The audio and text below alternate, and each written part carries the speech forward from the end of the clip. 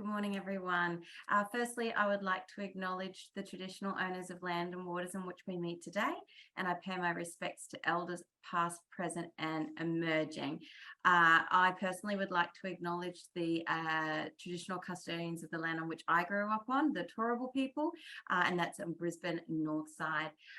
So for those who don't know me, my name is Caitlin, and I'm from the Queensland Government's Mentoring for Growth program. This program offers eligible businesses free access to business mentors who provide food for thought, insights and suggestions around the challenges and opportunities you may be facing as a business owner.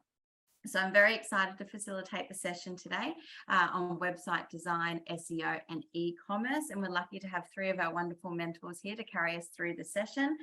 Firstly, we'll hear from Dave, who's going to discuss all things website design and touch a little on WordPress and product pages. Next, we'll hear from Alison, who will discuss SEO. And then Jo will wrap things up with her insights on and around e-commerce. So we'll have an opportunity for questions at the end of today's session. So as you have your questions, please pop them in the Q&A function and we'll work towards answering them at the end of the session. So that's enough from me. So without further ado, I will pass it over to Dave. Thanks, Dave. Okay, you just muted. There we go. I'm unmuted. Fantastic. Good morning, everyone. So we're just going to run through website design tips. You need to remember that your website is for three groups of people. Firstly, it needs to be for the Google and Google bots, otherwise you're never going to get found. Secondly, it's for the visitor. So, because without the visitor, it's pointless anyway, because you're not going to have a customer. And then third is the business owner. So being Google friendly is important, and it's critical because there's about 400 new websites being launched every minute. So that's about 500,000 new websites a day. So you also need to have a website that is visitor focused. So it's easy to navigate, easy to understand at a glance, and it engages the visitor. So there's more chance of turning that visitor into a client and then a raving fan. Where do you start when you start building a website? Well, first you need to choose a platform. So you want a platform that can grow and flex as your business grows, as technology changes and people's buying habits change. So WordPress is free and it's the most Google friendly globally, and it's the most used. So that's what I would recommend. WordPress is the most flexible. It can work for any business, including e-commerce, e-learning, with secure payment gateways. It has thousands of templates and 60,000 plus free plugins, plus paid ones, that allows your business to have the software to do just about anything. However, there's a lot of wrong ways to use WordPress. And over the couple of decades that I've been doing website design, and I started using WordPress when I first started, just back in 2004. I think it started in 2003, and I started using it in 2004. There's a lot of wrong ways, so use someone that's got experience. Choose web hosting that is local, that is fast, and that is secure. So I would suggest Australian VPS server, a virtual private server, a Lightspeed server that is managed. Steer away from using an offshore cheap shared server. Excuse my voice. Before you start, you need to understand your ideal customer, understand their fears, pains, and their desires. You need to be able to stand in their shoes and feel what they feel, because people are emotional beings. They do things and they buy on emotion, and then they justify it with your products or services features. Sorry about this.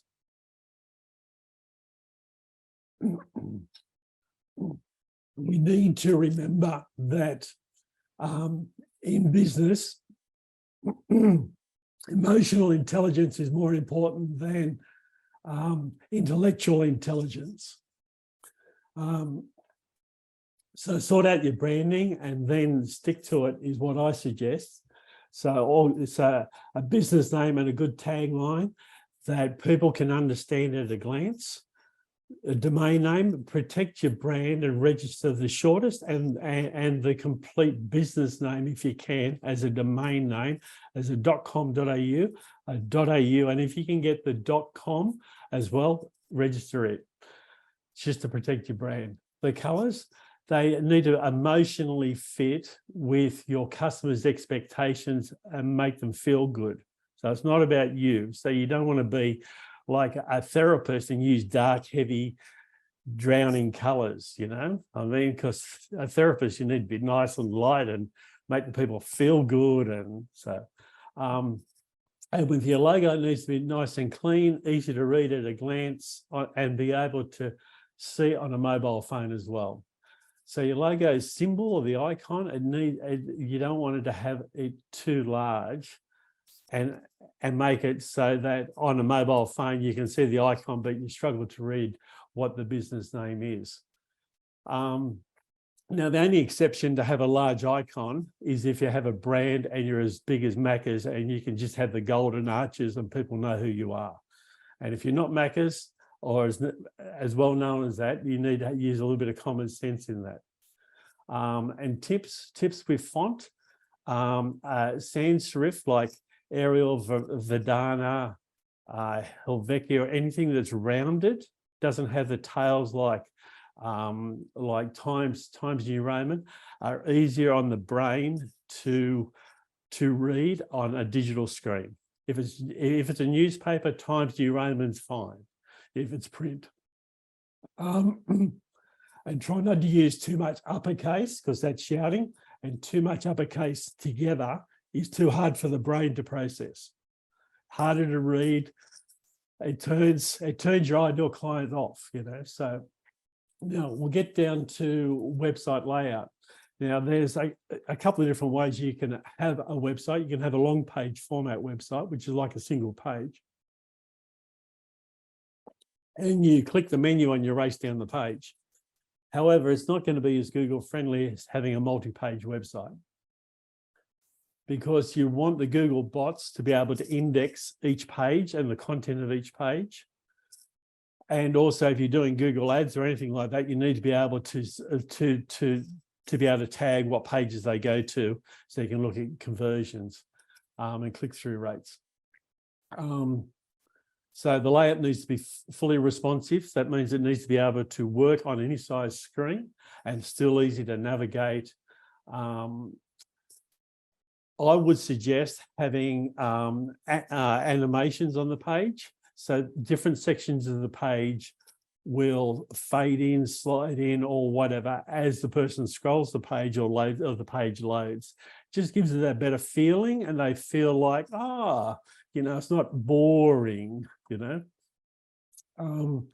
And the homepage should be engaging. So the homepage should be enough on the homepage that they understand what you do, and they'll connect with you. And if they want to go deeper, then they can go to the services page or frequently asked questions or about you and everything else like that.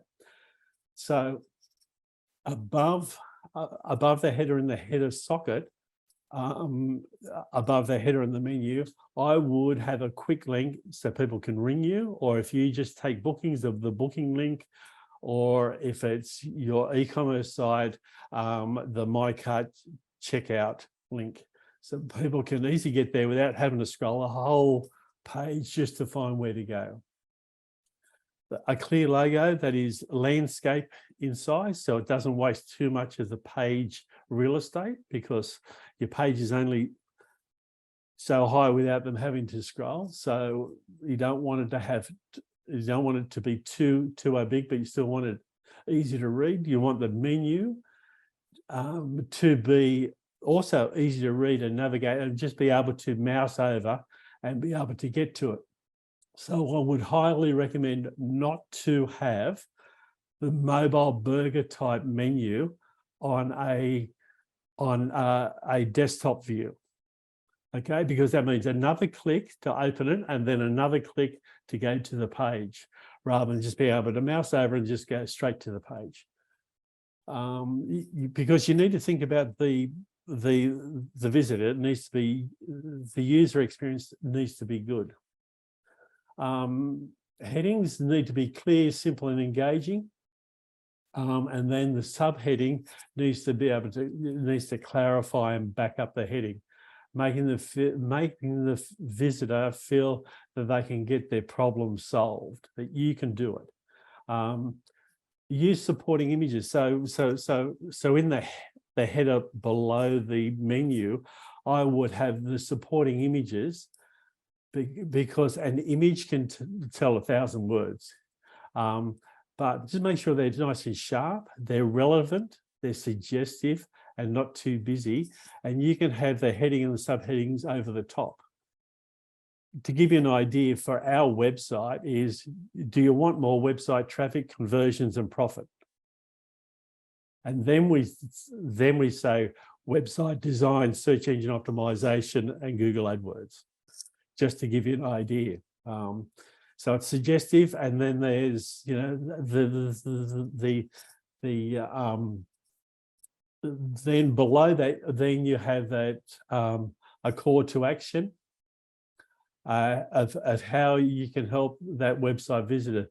The goal of the home page is to engage and compel the visitor to stay on your site and dig deeper into your website. I also recommend to add a short video, say a minute, which explains who you are, your values, what you do. This is engaging and helps build rapport with the visitor. If it's e-commerce, I'd have your promotions and specials below the, either in the header or below the header image. And then working down the page, I'd show the benefits of benefits for the customer dealing with you for using your products and services. And I'd have that with also images or icons or something like that, that just gives them a bit more, and a short text so they understand. Then there can be a link to go from there to the individual page so they can learn more. The visitor wants to know what's in it for them and does it feel right. So that's the most important thing. The visitor is more important than the features of your business. For e-commerce, I'd have the main categories or the new products or promotions or specials below that. And then the features of your business. So above the features of your business is the benefits to the customer. So you need to highlight that first, because the customer is going to make a decision emotionally on the benefits to them and then justify it with the features of your business, which could be your experience, your guarantee, fast service, or whatever it is. And for e-commerce, it could be free shipping, or it could be related products because they've already looked at a couple of other products and they've come back to your website and here's some related products or the products they've already looked at and a few related products. Then coming down the page, I'd have social proof, and it's very powerful to build trust, because people tend to believe others and what others say more than what the business owner is going to say on his own website or her own website. And then below that, I'd show some success indicators. So show images of awards, recognitions, and all that. And this inspires a good first impression of your business. And then lower down the page, have resources. This is where I'd put, say, your social icons, relevant links, and I'd never, ever, ever would put your social icons high on the page, on any page, because the idea is to get people to your website and keep them on your website until they engage with you. So your social icons should be down in the footer somewhere, out of the way, because that's an afterthought. You don't want them going off away from your website. So if there's a link that's going to take them away from your website, like a relevant link for a reference or something, that'd be down in the footer.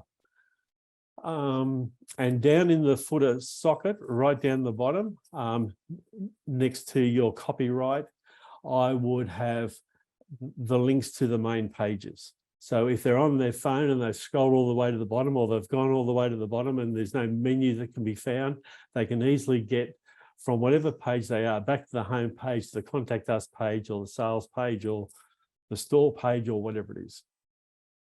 And then if you're a smart business owner, I'd have a chat widget, because you want people to be able to ask that question quickly and easily.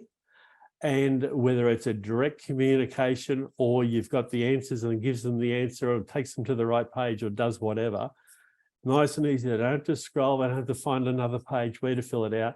You've got their email address and their phone number to, you know, to be able to follow them up. So if it's after hours, it's your 24/7 secretary. So receptionist, if you will. So you need to remember that your website first needs to be found, then it needs to be for the visitor, it needs to engage and motivate the visitor to take action. So you need to be able to understand the feelings and the emotions and the drivers of your ideal client, the benefits for them dealing with you.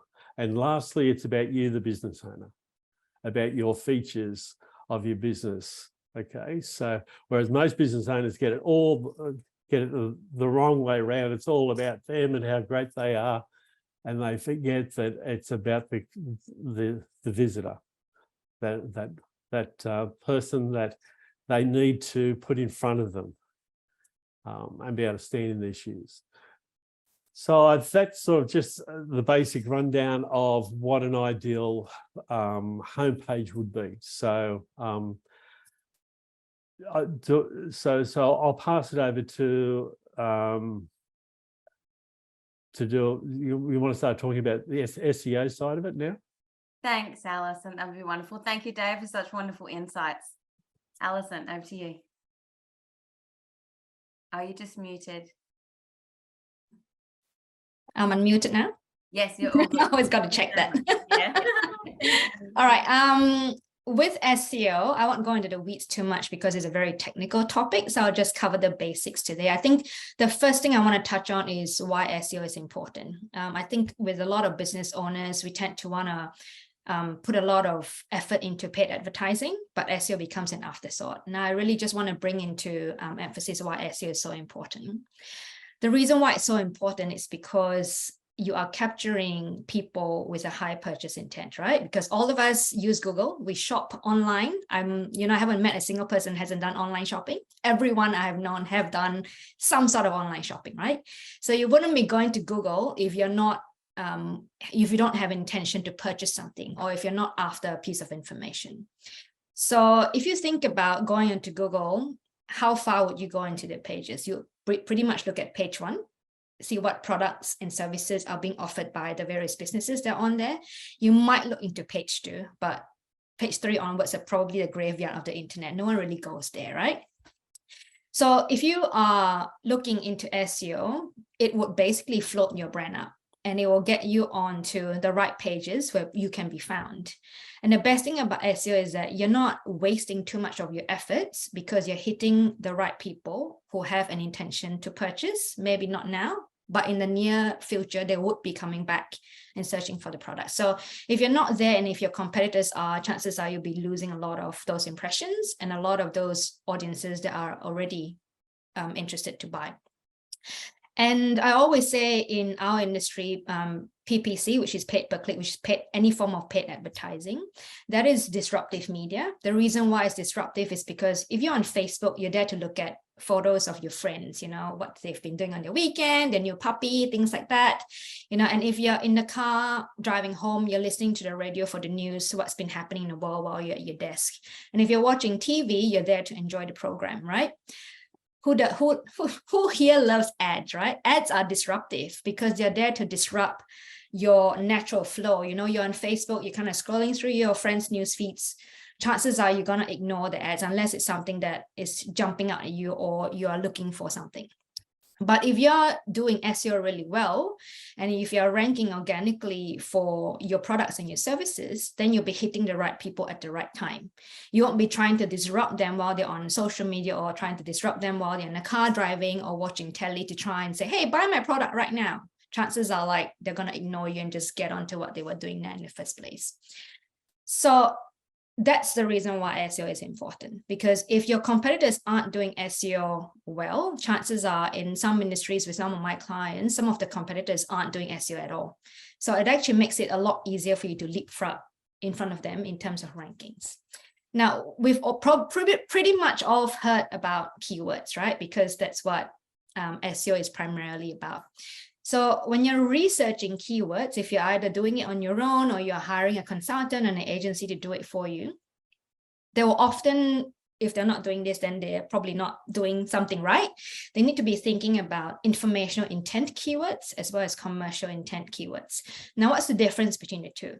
Informational intent keywords are keywords that are a bit more long tail. So if someone's looking for a new computer, for example, they will probably be looking at what's the best iMac I should be looking for, or what are some of the features I should be looking for, or things like, where would I be buying the cheapest computer, for example. So these are more informational intent. Or if say, for example, my husband, right, he's just moved from a Windows PC user to a Mac because I've convinced him to do that.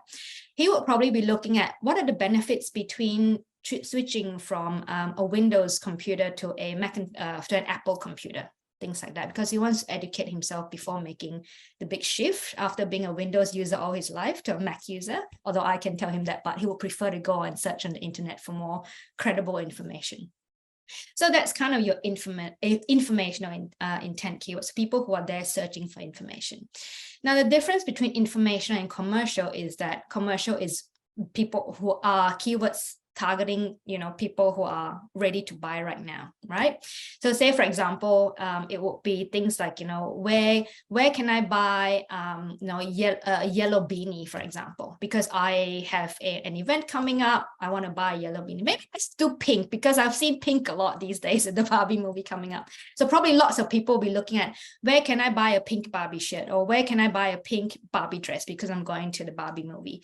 So, if someone's looking for that, chances of them wanting to purchase something right now will be almost immediately, because number one, it's a low investment product, a piece of clothing.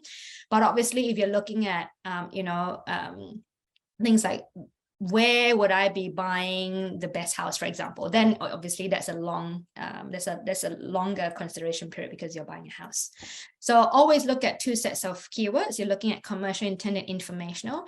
The reason why I would suggest not to go for information for commercial all the time, because the informational keywords are there to build your thought leadership, to present value that a company should be bringing across to their consumers as well, because it's not always about selling. It's about adding value. What other value could you add to your potential customers? The other thing we want to look at in terms of keywords is that it's not often that the keywords that have the most search volume is necessarily the best, because everyone's going to be going for those keywords. So you've got to look at it in context of your industry as well, because I've got some clients who are in very, very niche industries. So say, for example, they're in software, right? So the monthly search volume would be, say, 100 people. But it's not necessarily a bad thing, because it's such a small niche industry. Those 100 people are people who are pretty much ready to buy, or they are in the market looking for that piece of software. So, and also if you're looking at keywords with the higher search volume, your competitors will always be wanting to rank for that. So you've got to look at that. Also, very importantly, in conjunction with something called keyword difficulty, because keyword difficulty is how basically Google ranks how difficult it is for you to rank for a certain keyword. So how we benchmark that? So if you're looking at Google, you're doing some research on keywords using software like Ahrefs or SEMrush. They will usually categorize keywords into from a ranking of 1 to 100. So 1 to 10 is really easy, means, there is search volume there, but there's not a lot of competitors ranking for it. Then there will be the medium ones, which will be 11 to 30. So we usually tend to go for the medium ones because the easy ones, it might be easy to rank for, but there might not be search volume to support it. Whereas the medium ones are, still not difficult to rank for, but there's a decent amount of search volume around it. And then from 31 to 70 is hard. And then from 70 onwards is super hard. So I usually won't recommend for you to go for the super hard keywords unless you are a very well-established, well-known brand. Then definitely you have, the credibility, the trust, the brand awareness to go for those more difficult keywords. So that's keywords in a nutshell. The other thing I wanted to talk about was, SEO is basically put into two categories. You've got your on-site SEO and you've got your off-site SEO. So what I mean by on-site is anything that you'll be working on in terms of your website, so like Dave was saying, for example, you've got to please the Google bots, right? So when you're looking at on-site optimization, you're practically starting with content that you've already got on your website. So you'll be running your website through an SEO software to make sure that you've got your meta tags and meta descriptions on there. So meta titles are the blue text that comes up when you go on to your search results. That's the thing that people want to click for. And then at the bottom are meta descriptions, basically describing to the Google bots what that page is all about. So having your meta description and your meta tags and your metadata all there is important because it informs, number one, Google what your page is all about, and Google can put in context, are we going to be ranking this page or not? But then most importantly, it also informs the customer whether that page is relevant to what they're wanting to be searching for. So in terms of on-site, you got to look at content. You got to look at the technical side of things as well, because I think Dave has spoken about that as well. How quickly your site loads is a major factor. I think that's not a surprise to anybody because we don't have any patience at all these days. We want something and we want it now.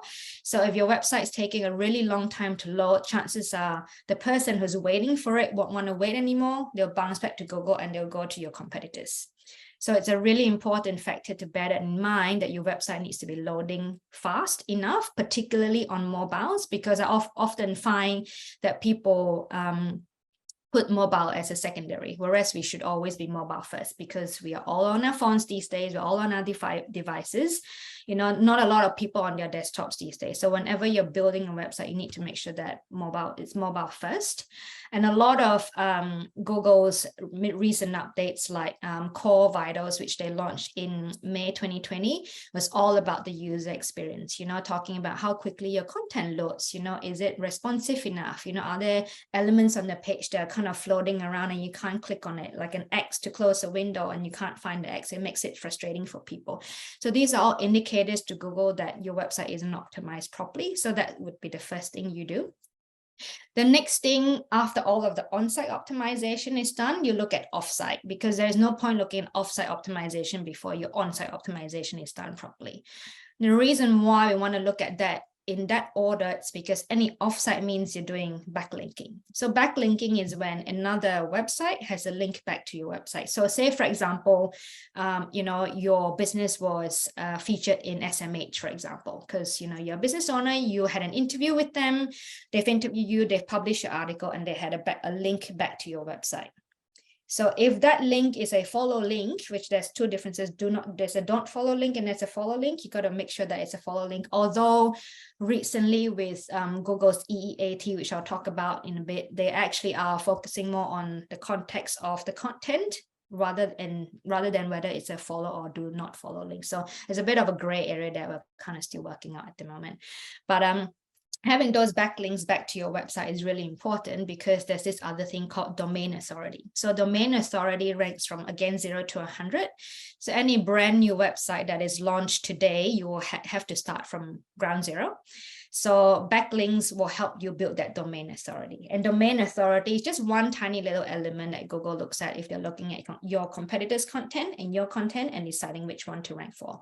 But just bear in mind to not get too hung up on whether you're at a 0 or you're at 90. Chances are you'll probably not get to 90 unless you are a big brand, because there's lots of different elements that Google looks at again.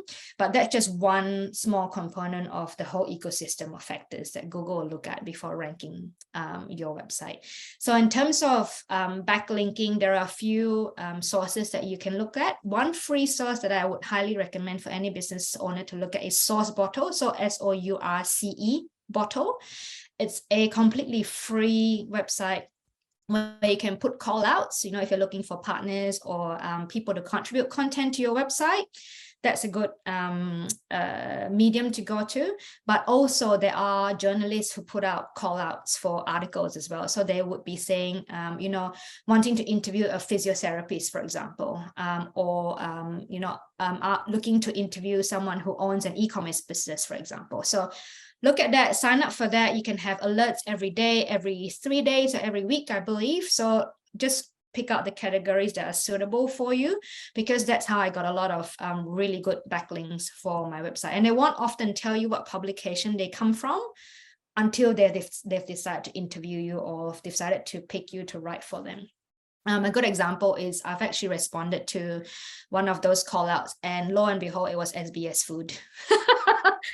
Fantastic backlink there to have for free. And also the other thing to not forget is any partners that you've got working with, collaborations. Make sure that you're kind of cross-sharing and say, hey, I'll write a piece of content for you if you can feature my article on your website and put a backlink back.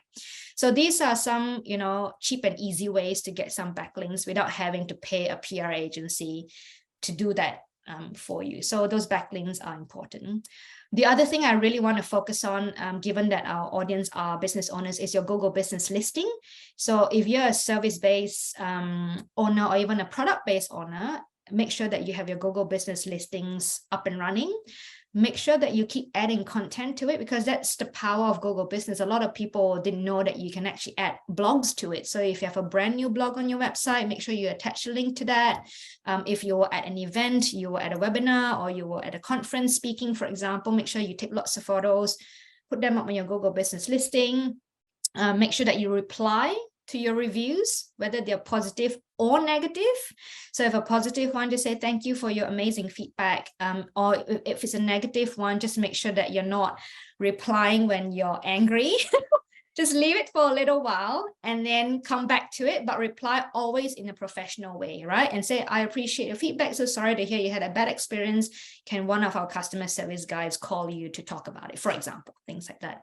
The reason why you need to be very prompt in responding to your reviews is also that it flags to, number one, your consumers, that you're an actively engaged business. Because a lot of the times I've been to Google business listings saying, oh, they're open from 9 to 3 on a Saturday, but I turn up there and they're closed. Not a very good user experience. The other thing as well is it flags to Google as well that you're an actively engaged business. So more Google brownie points right there for you. The other two things I wanted to talk about quickly was the EEAT, which stands for experience, expertise, authority, and trust. So Google just released this actually not that at the end of last year. So basically it's not an algorithm change, it's just the way that they're monitoring if search results are actually catering to the end consumer. Because Google is a business, they want to be continually improving their product because they are, ChatGPT is coming for them. So they have to make sure that they're always constantly making sure that they're serving up what the customer wants as well, similar to what we're talking about here. So there's things like that as always, again, is telling us that Google is not just looking at you to feed the algorithm, it's making sure that you're always putting the consumer first. So just making sure you have content up there that is written by someone with expertise, someone with credibility. Having testimonials on your content is a big thing as well. If you've got testimonials on there saying, hey, someone has tried your recipe and it's done amazing. Again, it's a flag that to Google that, hey, you're actually serving up and providing content that is of great value to the customer. And that's an extra Google brownie points for you. The last thing I wanted to leave behind is, much as SEO is really important and all your paid advertising is really important, just make sure that you always remember that SEO is a slow burn. You're not going to get results overnight. You have to be chipping away at it continually for several months before you would see results. For some industries, you'll start to see results quickly. For some industries, it will take a longer time. Obviously depends on industries and how aggressive your competition is in terms of doing SEO. But the one thing I wanted to leave behind is just don't get caught up on making sure that you're checking all the boxes to feed the algorithm, because we don't want to do that anymore. Because I'm pretty sure we remember in those days where we could be keyword stuffing in all different places just to get those rankings up. But Google's picked up on that. And if you do that right now, you actually be penalized for it. So don't ever do keyword stuffing. Just remember that with everything that you're doing, put the consumer first, because, you know, there is this great headline I'm going to steal from an article that I actually read about not long ago. So the author, Bruce Clay, you know, I highly recommend anyone to read his articles as well. He was saying that SEO should beat the competition and not the algorithm. So everything that you do should have consumer first, front and center, because if consumer loves you, they won't go anywhere else. They'll just come to you. And the algorithm stuff you work on as a secondary. So always customer first and then work on the algorithm, pleasing the Google Beast monster as a second step. And that's me, Caitlin. Thank you. So many pearls of wisdom sitting in there. So thank you so much. I learned so much during that session. So thank you. Jo, now, can you wrap us up, please, with all things e-commerce? Sure. I feel like I should keep it quick because I think we're actually out of time technically, aren't we? It's okay. Yes, yeah. But that's okay. We're so good. Okay, for e-commerce, basically you want people to find your products online, and a good website is the essential starting point. And SEO, we call it essential for every single one of our clients, and everything that Alison has said is valuable. So please take note of what she said. A lot of people don't do SEO, and it's so overlooked. It's so important. Basically, you can do it organically or paid or both, and we choose to do both for our clients. And some people say, I don't want to spend money on ads. Well, that's fine. You're going to need time then. So it's either time or money, but both. If you do organic work that is good, it's going to help actually bring your ad costs down. For instance, when we put a funny meme on a client's page as a regular post and it gets shared and liked a lot, that will tell Facebook that people like that page, and the lead costs come down in the paid ads. So everything does work together. So first of all, you want to make sure your site is traffic ready. So design, as has been spoken about. Even if you're not doing paid ads, get your tracking in place for the platforms that are relevant to your audience now, because what you can do then is be building data for free, so that if you do want to run ads later, you've suddenly got an audience of the last 180 days that you can retarget, you know. So don't forget to get your tracking in now. If you do paid campaigns, people worry a lot about what it's going to cost them in ad spend. You're not going to know exactly until you test your brand, because everybody's factor of their copy, the strength of their hook, their headlines, their creative, their brand quality, and their bid, these all go into the combination of how you perform for space in that auction in the newsfeed. So you will have to test, but once you know roughly what it costs you per sale in ad spend, for instance, you might spend $21 to sell a dress, that's $98. And you might say that's a lot of money in ad spend plus paying somebody to do the ads. Yes, it is. So you need volume, and you also need to retarget those people and sell them something else as well. So the people who win in e-commerce are the ones who can afford to pay the most to get a customer in the door and then keep them and sell them something else. So it just comes down to a mathematical equation. You need to know your average order value. A lot of business owners, it surprises me when they don't know that. If your average order value is $29 for something, it's probably not really going to make sense for you to go and spend money on ads to sell a product once off to that person, because you've got the cost of the product and the delivery and your profit and all that sort of thing, and it's just not going to work. So what I've done is I've given Caitlin a link. I'm hoping you can share it, Caitlin. I sent it on email this morning for a PDF. It's free. You don't have to opt in to see it with an email address, but it's going to give you a structure if you want to do organic of how to do it. So far, we've started with blogs first and repurposed those into videos and things like that later, and snippets for posts and email content. So the blog has been the foundation of how we've done our organic content. We're moving to video. I'm overcoming my distaste of appearing on camera.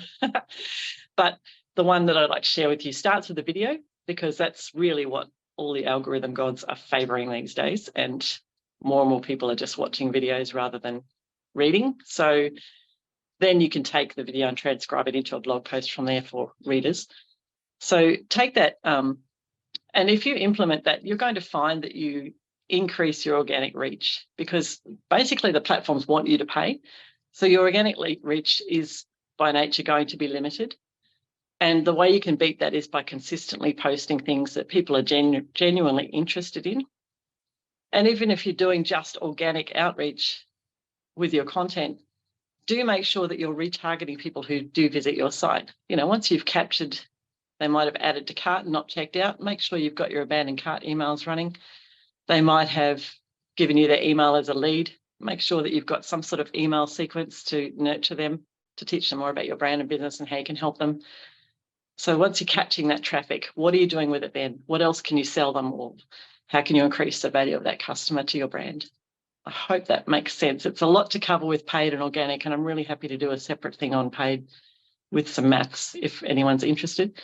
No, all good. Yeah. Thank you, Jo. And I am aware of the time. So what we might do now is spend the next 10 or so minutes trying to push through these questions as we do have a fair few. Dave, if I could get you to answer, please. Google sites as effective with Google bots as WordPress, please? Say again.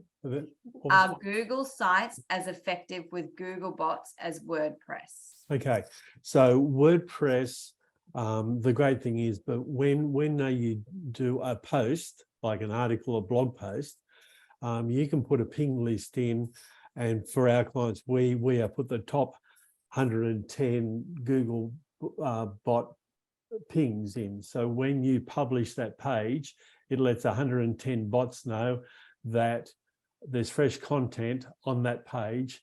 And if you're also sharing that page to your Google business profile page and Facebook and other pages, you know, and creating those other backlinks, that's stronger than you're going to get with a Wix, Weebly, GoDaddy website, Squarespace, or whatever, because you can't add a ping list to any of those sites.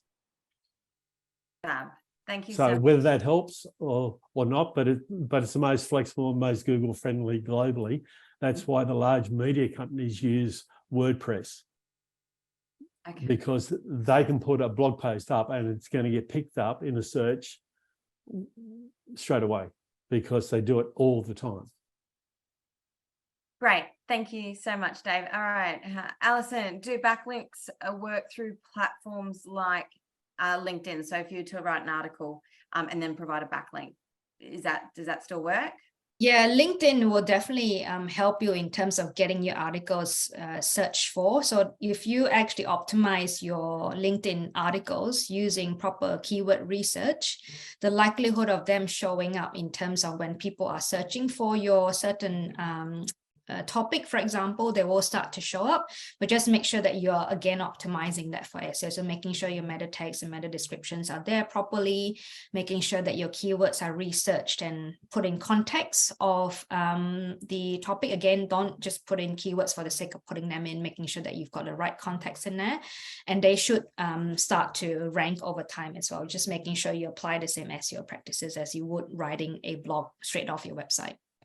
A quick tip there is that if you've got a blog article on your website, you can just grab the URL for that page and paste it into Facebook or LinkedIn, and it will drag the heading and sometimes the brief description and the feature image for that, and you can add the article above it. So when people click to read it, they go to your website. They're away from LinkedIn or wherever, and they're on your website, so that you can build that a bit more trust there, but it's also creating that backlink as well. Thank you so much. Okay, Jo, if you're only able to obtain the .au domain for your business, do you persist, or do you look to change your domain/business name? Oh, it depends where your audience is. Are you only advertising in Australia? And I guess, are the people that own the other domains likely to advertise a lot in Australia? That would be worth weighing up. So if you're only in Australia, you don't think it's likely. Mine is .store. I couldn't get the .com, which confuses some people, but I just went with it because I didn't think about too much 7 years ago. But it hasn't been a problem. So yeah, if you're a business with no plans to advertise overseas, it might not matter so much. If you plan on expanding, you might want to come up with a different URL. So just purely probably would depend on your audience. I think so. I think where you're planning to be primary, it's great if you can get them all as was said earlier, you know, if you can register all the variations and protect yourself, then do. Yeah. All right, wonderful. Thank you so much, Joe. All righty. Alison, on-site SEO simply keywords on your website text. The more than, yeah, sorry, keep. Sorry. What was the SEO program you mentioned? And I think you've mentioned that before. Could you just repeat that for us, please? The SEO program, I'm thinking that I'm talking about things like tools like SEMrush or SEMrush or Ahrefs. So these are the two platforms I would highly recommend for you to use when it comes to researching keywords. And it also gives you a very in-depth analysis of what your competitors are doing, because you can actually look at the keywords that your competitors are ranking for and you're not ranking for. So you could build a bit of a gap analysis there and look at, hey, if my competitors are ranking for these keywords, they are contextual to my business as well, I want to start ranking for those, then you might start to look at a content strategy around how you'll be starting to rank for those keywords as well. But in terms of whether keywords are simply text on your website, yes, but you just have to make sure again that you put them in the right context. So don't put all of your keywords on the homepage, for example, where it doesn't make sense. It just needs to flow naturally. So the best advice I would give you is when you're writing any piece of content for your blog, whether it's for a blog article or whether it's one of your main pages, just make sure that you are incorporating your keyword research organically and as naturally as possible in the context of your page. And also using WordPress, if you've got the SEO plugin, just say like Yoast, it gives you a readability score and an SEO score, and it gives you the hints of what to work on to be able to improve it. Yeah. Okay.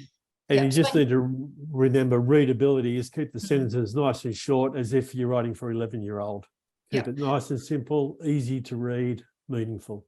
Yeah, and Yoast works on a traffic light system. So you have amber, green, and red. So always try to just aim for at least an amber. Like don't go crazy and try and get green, because the likelihood of you getting green all the time could be it could take a while. So as long as they're hitting the amber, I think that's good enough to just go live with it. And then you just play with it. Again, don't try and feed the algorithm. Just always put the customer first. Thank you. Okay, Dave, is it a good idea to utilize current website design trends to appeal to more people and keep updating the design as the trends change? Or should you try to create a more timeless design that does not require as much updating? What's your opinion on that? Well, time is money, and if you're doing it, you've got plenty of time, well, that's fine. But the thing is, if you start with the end in mind and you work back, well, then the page structure is going to be the same. So if you're just changing images or just changing, or there's a different article or whatever, and you change it around, that's fine. But as long as it stays appealing to the audience, so that's the main thing. It needs to be appealing. Yeah. It needs to make them feel comfortable. It's not about you. And so if you start with the end in mind, you're not always changing your brand. You're not always rebranding and fiddling around and having to get new domain names and new layouts and everything else. So just WordPress is extremely flexible. So you can easily have a template page that you can be playing with, and it doesn't need to be listed or anything. So it really depends on the business, but it's mainly about the audience. And if you've got it now, well, there's not a great deal that you need to change, because if you're using a good theme, the theme will be updated and it'll have extra little features as they come in, because 10 years ago, 12 years ago, you didn't have a way that you could have bits of the page slide into each other, And definitely when I first started, before WordPress was even around, you had to upload every file to the server to build a website, it was, so. All right, thank you so much, Dave. Okay, and we've got a few people that are asking about the recommended sites that you mentioned, Alison. So what I might do is pop them all, get them from you after this session, and pop them all in our follow-up email. So this session will be recorded, and we can also send all the additional resources to those who attended as well. So, Joe, where can you research what keywords to use on your website?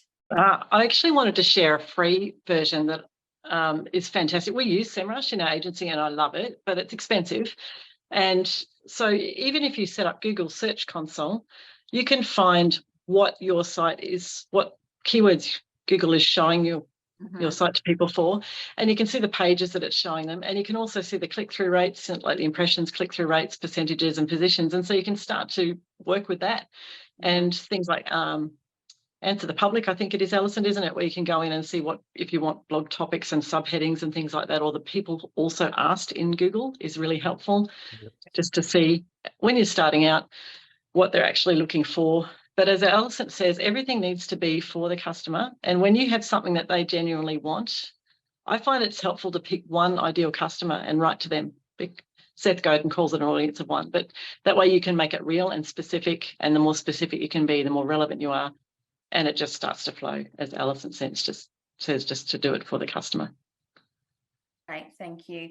Yeah, Alison, I've probably got a ideal client worksheet I could probably find amongst my stuff, and I'll give you the link for it if anyone wants it, and then they can work through it, and they need to focus on that one ideal customer, him or her, and because other ones are close, are similar to it, but if you can nail that one, that's the one. Thank you, Dave. Okie dokies. Well, we're going to have to probably wrap it up now. We've just got one quick question, which I feel like we have covered, but perhaps Alison or Joe or Dave, it's just how do you get your website or Google page on the first page organically? And as Alison said, I think it actually takes several months to actually build that up in regards to the back end content. Would that be correct?